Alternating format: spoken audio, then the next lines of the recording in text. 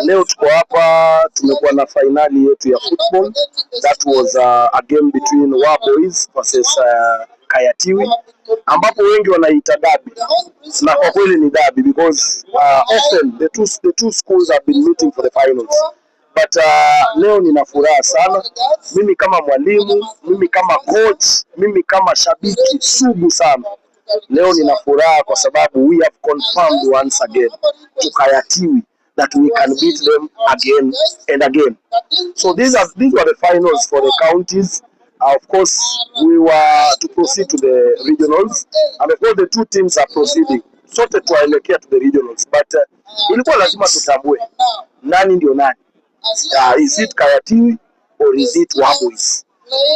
Some county tuliuliza hilo swali and we confirm. Though mechi ilikuwa ngumu, tukaenda mpaka mikwaju ya penalty, but again tuliwaprovia kwamba we can still beat them in the penalties. So tukawapiga na tukaproceed to the counties. Mungu naye ni nani? Amerudisha tena matokeo yale yale tena. Tumepatana kwenye finali, the two of us, Wa Boys versus Kayatiwi. Round hii we have proved that tulienda tukafanya mazoezi na tukajipanga.